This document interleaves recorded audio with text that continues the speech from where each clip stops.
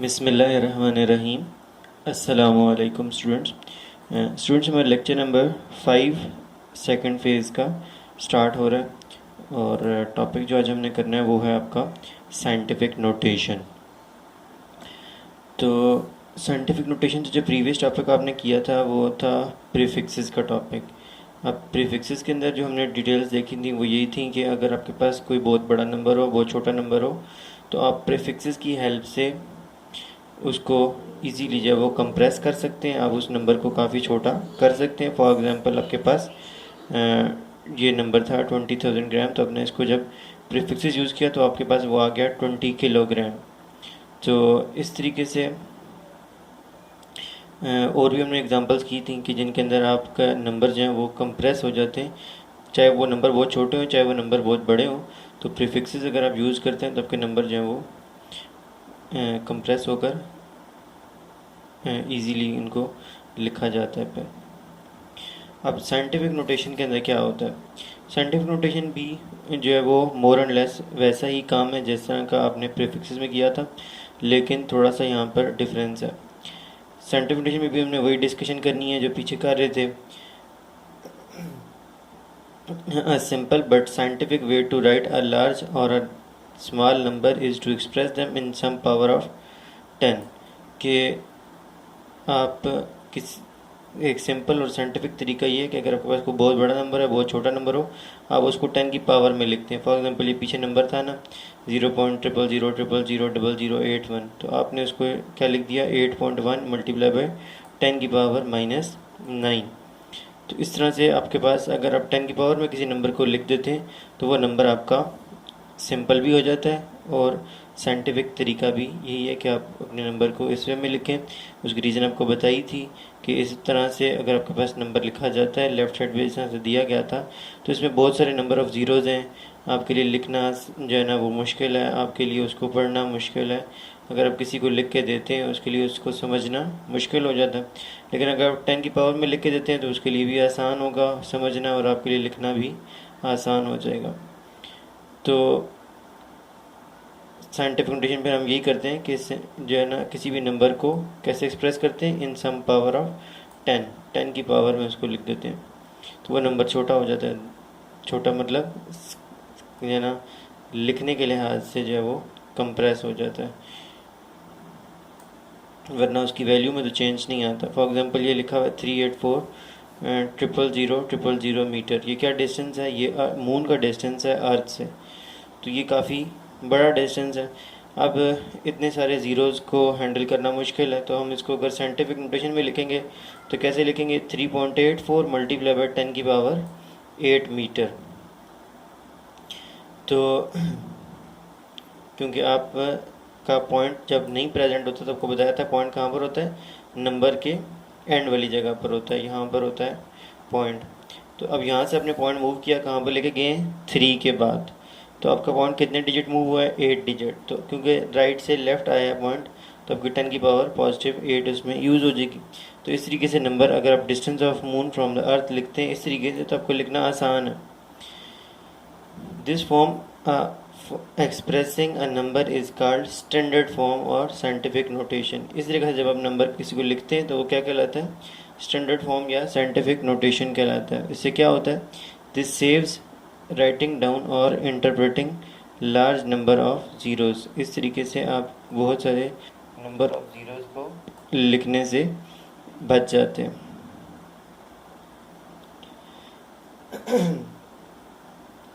तो question number 19 जो आज का आपका क्वेश्चन है साइंटिफिक नोटेशन से, वो आपने यही लिखना है कि what is meant by scientific notation. इसमें आपने ये डेफिनेशन लिखनी है। In scientific notation a number is expressed as some power of 10 multiplied by a number between 1 and 10। अब इस डेफिनेशन में वो क्या कह रहा है कि कहता है साइंटिफिक नोटेशन के अंदर आप किसी भी नंबर को कैसे एक्सप्रेस करते हैं, इन सम पावर ऑफ 10। आप 10 की पावर में उस नंबर को लिखते हैं और multiplied by number between 1 and 10। और वो नंबर जब आप उसको पावर ऑफ 10 में लिखते हैं तो ऑब्वियसली आपको अपना पॉइंट मूव करना होता है। जब आप अपना पॉइंट मूव करते हैं तो वो पॉइंट पहले नंबर के बाद जाता है। जिस तरह से आपके पास ये पीछे एग्जांपल थी ना 384,000,000 मीटर, तो इसके अंदर आपने अपने पॉइंट को कहाँ पर लेके जाना होता है। जब आप साइंटिफिक नोटेशन कर रहे हैं ना, तो अपने अपने पॉइंट को पहले नंबर के फर्स्ट नॉन ज़ीरो नंबर के बाद लेकर आना होता है। जब फर्स्ट नॉन ज़ीरो नंबर के बाद लेकर आते हैं तो ऑटोमेटिकली जो 10 की पावर के साथ नंबर लिखा जाता है, ये खुद ब खुद एक ऐसा नंबर होता है जो 1 और 10 के बिटवीन आ जाता है। तो ये वो बात कह रहा है यहाँ पर कि in scientific notation a number is expressed as some power of 10। Some power of 10 लिखी जाती है मल्टीप्लाइड बाय नंबर, और उसका एक नंबर मल्टीप्लाई हो रहा होता है जो कैसा नंबर होता है, जो 1 और 10 के इन बिटवीन होता है। तो ये उसकी डेफिनेशन है जो कि आपने मेंशन करनी है। फिर इसके बाद आपने एक तो एग्ज़ाम्पल, ये मून की जो मून और अर्थ के बीच में डिस्टेंस है, ये यहाँ से यहाँ तक, इसको मेंशन करना है। और फिर उसके बाद आपने यहाँ पर नीचे आ जाना है।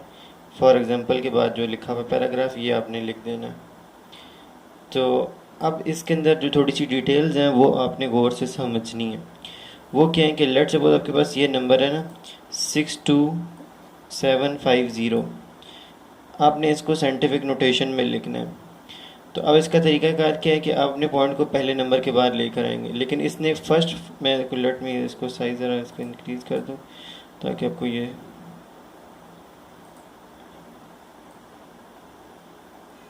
अच्छा। अब आपने इसको क्या किया इसने कि इसने पॉइंट को फर्स्ट नंबर के पास लेके जाने के बजाय सेकंड नंबर के बाद लेकर आया। तो नंबर इसका क्या बन गया 62.75, और कहाँ से पॉइंट लेकर आया, इस लास्ट वाले ज़ीरो के बाद से, क्योंकि जब नहीं है पॉइंट तो ऑब्वियसली कहाँ पर है, आखिरी नंबर के बाद लगा होता है, नज़र नहीं आता। तो आपने यहाँ से इसको मूव किया और कहाँ पर लेके गए 62 के बाद, तो 1 2 एंड 3, 3 डिजिट आप आगे लेके गए हैं। तो 62 की मैं आगे फिर पावर क्या बनेगी 62.75 मल्टीप्लाई बाय 10 की पावर 3। अच्छा, एक और स्टूडेंट ने लिखा इसी को साइंटिफिक नोटेशन के अंदर, ये जो गिवन नंबर था शुरू में दिया गया था ये वाला नंबर, तो उसने कैसे लिखा, उसने पॉइंट को पहले नंबर के बाद लिखा। अब वो कौन सी पावर यूज़ करेगा, क्योंकि उसने अगर पहले नंबर के बाद ले गया तो उसको कितने डिजिट मूव करना पड़ेगा 1, फिर उसके बाद ये 2, फिर उसके बाद ये 3 और फिर उसके बाद ये 4। तो 6.275 मल्टीप्लाई बाय 10 पावर 4 लिखेगा। और अगर लेट सपोज एक स्टूडेंट जो है वो उसको 6 के पीछे ले जाता है तो वो भी लेके जाया जा सकता है। तो वो कितने डिजिट मूव कर रहा है, वो 5 डिजिट मूव कर रहा है, तो वो पावर का यूज़ करेगा 10 की पावर 5 लिखेगा। अब ये सारी की सारी जो है ये वाली भी और ये वाली भी, ये तीनों की तीनों साइंटिफिक नोटेशन है, तीनों के तीनों करेक्ट है, क्योंकि 10 की पावर आपने यूज़ की है और 10 की पावर के साथ आपने एक नंबर भी यूज़ किया है, और जो है ना 10 की पावर भी जितनी आपने डिजिट मूव किए उतने ही 10 की पावर आपने लगाई है। तो उस लिहाज से ये सब ठीक है, लेकिन इनमें से स्टैंडर्ड वाली जो है वो कौन सी है, ये वाली, ये स्टैंडर्ड फॉर्म जो है साइंटिफिक नोटेशन की वो ये कहलाती है, जिसके अंदर आपका पॉइंट कहाँ पर होता है, पहले नंबर के बाद आता है। जो फर्स्ट नॉन ज़ीरो नंबर है 1 से लेकर 9 तक नंबर होते हैं, उनमें जो पहला नंबर आपके डिजिट्स इस्तेमाल हो रहे होते हैं किसी भी नंबर के अंदर, उनमें जो फर्स्ट नॉन ज़ीरो डिजिट है उसके बाद जब आप पॉइंट लेकर आ रहे हैं तो ये आपका स्टैंडर्ड फॉर्म होती है। फॉर्म बाकी की भी दोनों ठीक थी, लेकिन आपकी स्टैंडर्ड फॉर्म यही वाली है जिसमें आपने पॉइंट को पहले नंबर के बाद रखा है। तो नीचे उसने मेंशन किया हुआ है all these are correct but the number that has 1 non zero digit before the decimal, वो फॉर्म जिसके अंदर आपके पास डेसिमल मतलब पॉइंट से पहले सिर्फ एक नॉन ज़ीरो नंबर है, एक नॉन ज़ीरो डिजिट है, वो नंबर आपका प्रेफरेबली क्या कहलाता है, taken as standard form. For example अगर हम इसको स्टैंडर्ड फॉर्म में करेंगे तो इसलिए जब भी अगर आपको कहा जाएगा ना कि इस फलां नंबर को साइंटिफिक नोटेशन में करें तो आपने स्टैंडर्ड फॉर्म में ही करना है। तो similarly the standard form is, अब ये नंबर है 0.00045, तो अब इसको आप लेके जाएंगे पॉइंट को कहाँ पर, पहले नंबर के बाद। तो अब आप क्योंकि लेफ़्ट से राइट जा रहे हैं तो आपकी 10 की पावर क्या इस्तेमाल होगी, 10 की पावर -4। तो बाकी जो यूनिट साथ लगी है, अगर लेट सपोज से यूनिट लगाई हुई है, यहाँ पे सेकंड लगाया हुआ था, तो आपको भी लगानी पड़ेगी, क्योंकि यूनिट तो आप चेंज ना ख़त्म कर सकते ना चेंज कर सकते। लेकिन अगर लेट सपोज यहाँ से जिस तरह से ऊपर इसने यहाँ पे इस नंबर जस्ट नंबर था, यहाँ पे उसने कोई यूनिट इस्तेमाल नहीं की थी, तो आप भी यूनिट इस्तेमाल नहीं करेंगे ऑब्वियसली। लेकिन अगर वो यूनिट इस्तेमाल करता है तो आपको भी यूनिट इस्तेमाल करनी होगी। अच्छा, अब यहाँ पर और जो आपने पीछे पढ़ा था प्रीफिक्सेस, दोनों में डिफरेंस किस चीज़ का है? वो डिफरेंस इस चीज़ का है कि आपको जब हमने प्रीफिक्सेस की हमने जब बात की थी, लेट सपोज इस एग्ज़ाम्पल को हम देख लेते हैं।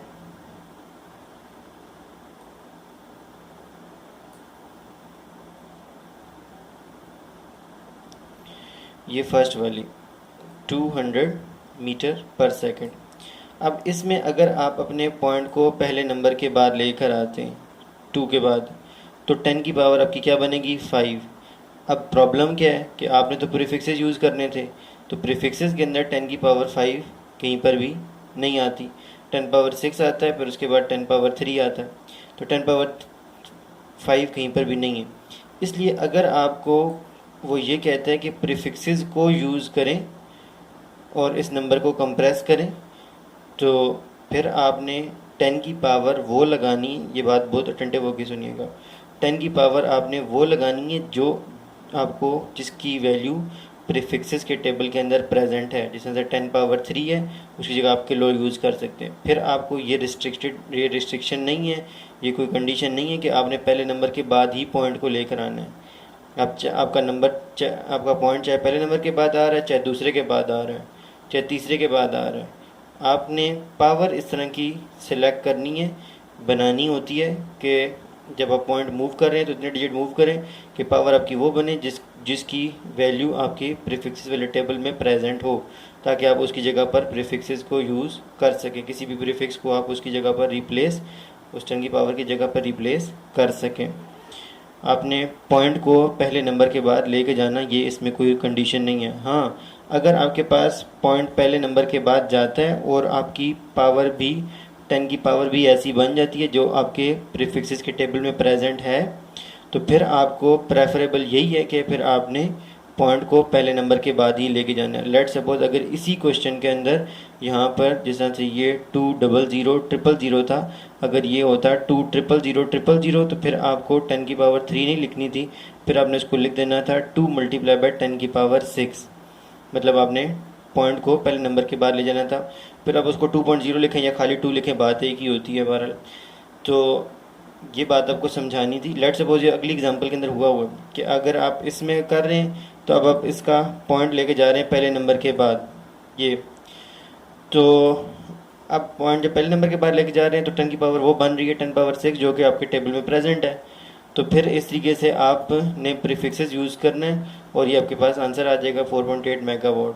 तो कहने का मतलब ये है कि यहाँ पर और साइंटिफिक नोटेशन में क्या डिफरेंस आपको बताया जा रहा है कि साइंटिफिक नोटेशन के अंदर आप रिस्ट्रिक्टेड हैं कि आपने पॉइंट को पहले नंबर के बाद ही हमेशा लेकर आना है, चाहे 10 की पावर जो मर्ज़ी बन रही है, चाहे उस 10 की पावर के लिहाज से आपको प्रीफिक्सेस मिलते हैं नहीं मिलते, आपको कोई प्रॉब्लम नहीं है। आपने कंडीशन ये है कि आपने पॉइंट को पहले नंबर के बाद लेकर आना है, 10 की पावर 8 बने 7 बने, उससे आपको कोई प्रॉब्लम नहीं होगा। लेकिन अगर आपको वो एग्ज़ाम के क्वेश्चन के अंदर रिस्ट्रिक्ट करता है कि आपने प्रीफिक्सेस को यूज़ करना है और नंबर को कंप्रेस करना है, तो फिर आपको 10 की पावर ऐसी बनानी है जिसकी वैल्यू आपकी प्रीफिक्सेस के टेबल के अंदर हो। फिर आप इस भी कोई रिस्ट्रिक्टेड नहीं है कि आपका पॉइंट पहले नंबर के बाद आ रहा है, दूसरे के बाद आ रहा है, तीसरे के बाद आ रहा है, वो आपका फिर इशू नहीं होगा। तो ये बात आपके जो है वो साइंटिफिक नोटेशन और प्रीफिक्सेस के बीच में जो डिफरेंस है, ये आपके माइंड में क्लियर हो जाना चाहिए। अब इसके बाद यहाँ पर कुछ और चीज़ें, ये क्विक क्विज है। तो क्वेश्चन नंबर 20 जो है वो आपका यही होगा, name 5 prefixes most commonly use. तो वो कौन से 5 प्रीफिक्सेस हैं जो ज़्यादातर यूज़ हम करते हैं? तो वो आपके पास है मैं नाम बोल दूंगा, आपने अटेंटिव होकर सुन लेना है। एक मेगा है, एक किलो है, दो ये हो गए, फिर उसके बाद सेंटी, मिली और माइक्रो। तो ये इस तरह के प्रीफिक्सेस हैं जो मोस्टली हम ज़्यादातर यूज़ कर रहे होते हैं। तो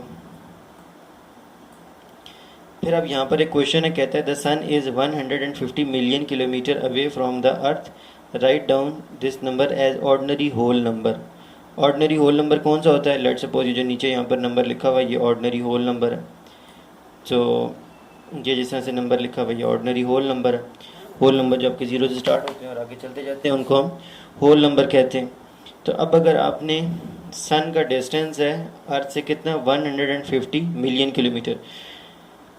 अब 1 मिलियन के अंदर कितने आपके ज़ीरोज़ होते हैं? 6 ज़ीरोज़ आते हैं।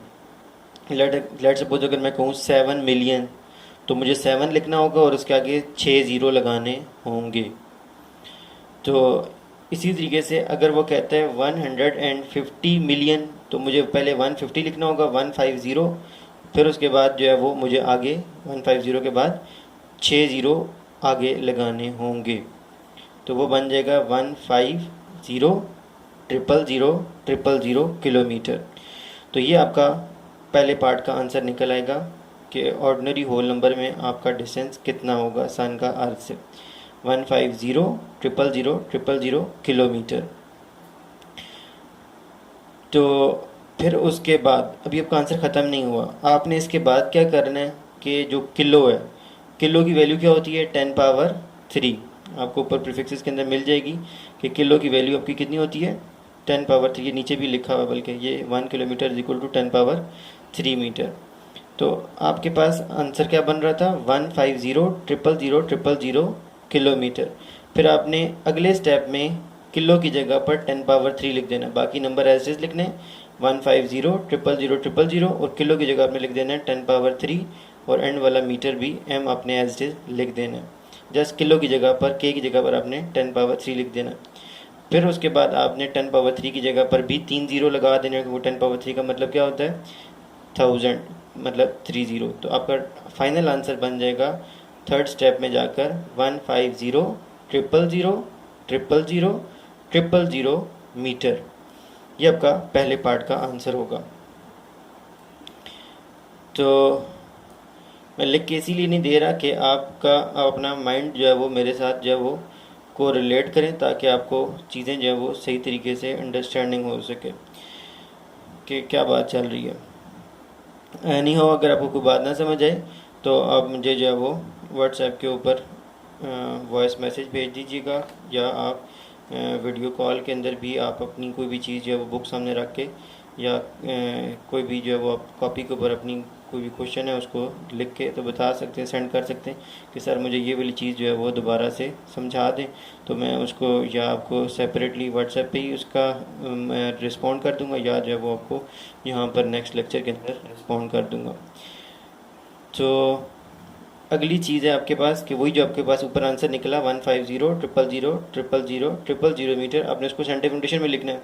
सेंटीमीटर नोटेशन में आप लेके जाएंगे तो पॉइंट कहाँ पे लेके जाएंगे? पहले नंबर के बाद, मतलब 1 के बाद, 1 और 5 के बीच में आ जाएगा पॉइंट आपका 1.5, और 10 की पावर कितनी बनेगी? आप राइट से लेफ़्ट आ रहे होंगे और कितने डिजिट आप मूव कर रहे होंगे? 11 डिजिट। तो आपके पास आंसर बन जाएगा 1.5 मल्टीप्लाई बाय 10 पावर 11 मीटर्स। तो पूरा अपने मीटर तो नहीं लिखना, खाली एम लिखना है। तो ये आपके पास क्वेश्चन नंबर 2 हो गया, जो कि आपका क्वेश्चन नंबर क्या बनेगा?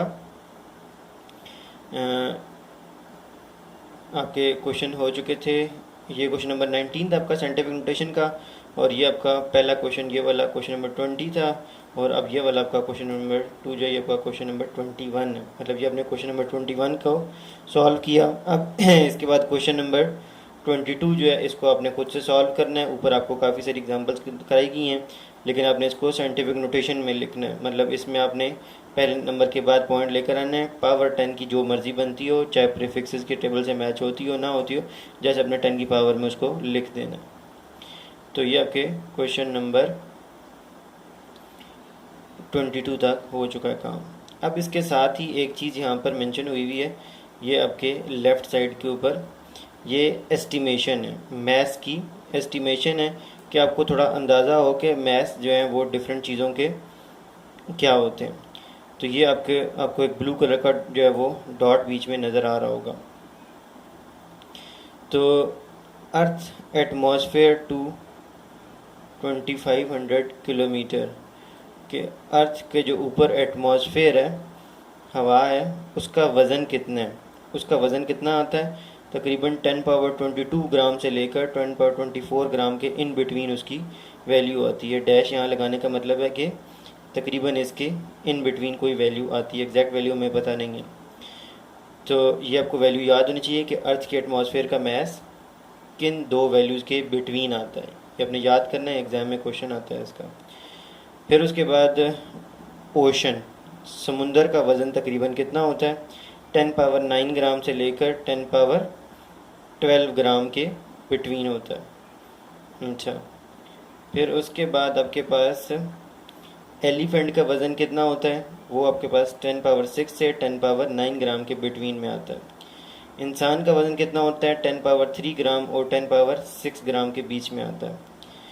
1 लीटर पानी का वज़न कितना होता है, तकरीबन 10^3 ग्राम होता है।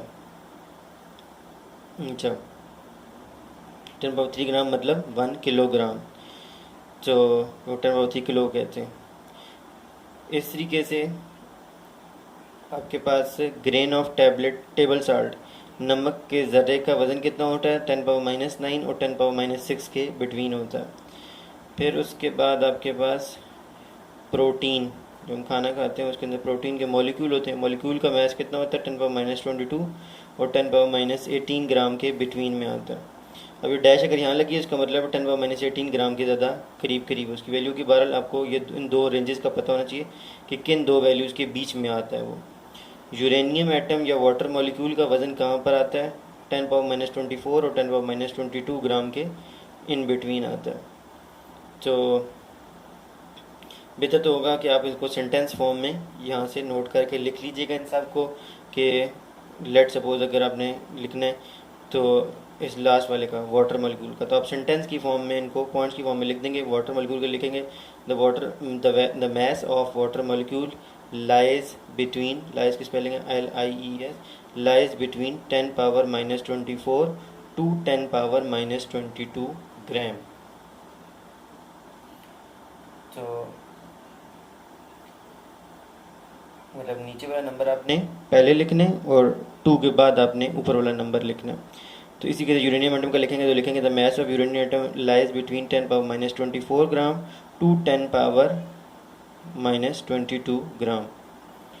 2 के स्पेलिंग TO होते हैं, वैसे तो इतना पता ही होगा।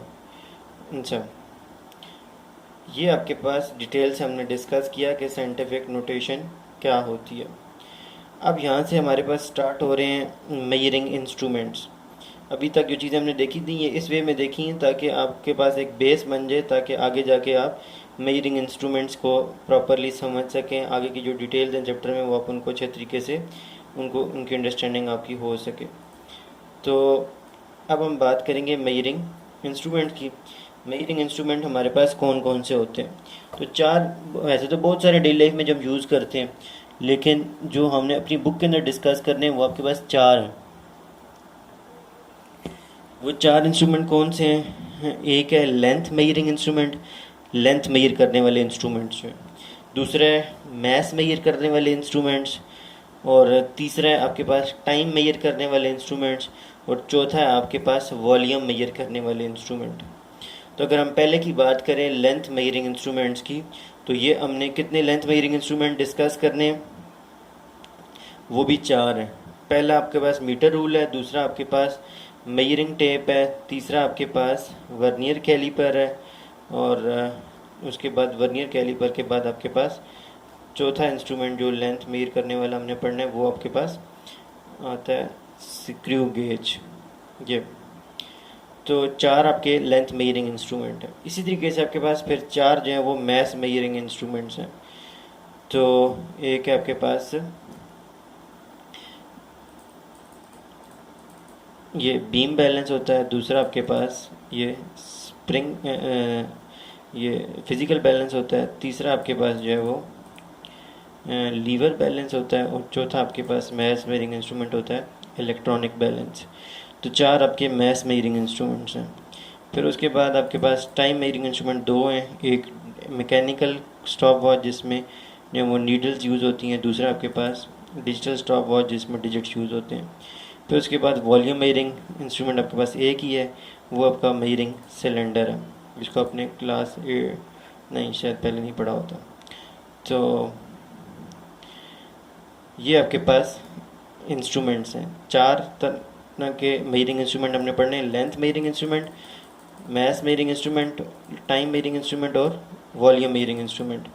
तो ये अगर हम चार सही तरीके से पढ़ लेते हैं, इनको अंडरस्टैंडिंग इनकी हो जाती है हमारी, तो तकरीबन हमारा चैप्टर जो है वो वाइंड अप हो जाता है। फिर उसके बाद एक ही टॉपिक रह जाता है सिग्निफिकेंट फिगर्स का। तो अब मेजरिंग इंस्ट्रूमेंट को जो है हम यहाँ से अभी देखना स्टार्ट करेंगे, लेकिन टाइम आपका इस लेक्चर का तो कंप्लीट हो चुका हुआ है। तो इंशाल्लाह अब हम इसको नेक्स्ट लेक्चर में स्टार्ट करते हैं। और अभी तक जितना हो चुका है आपका क्वेश्चन नंबर 22 तक, वो आपने सारा कुछ नोट डाउन कर लेना है। और अभी के लिए अल्लाह हाफिज़, वस्सलाम।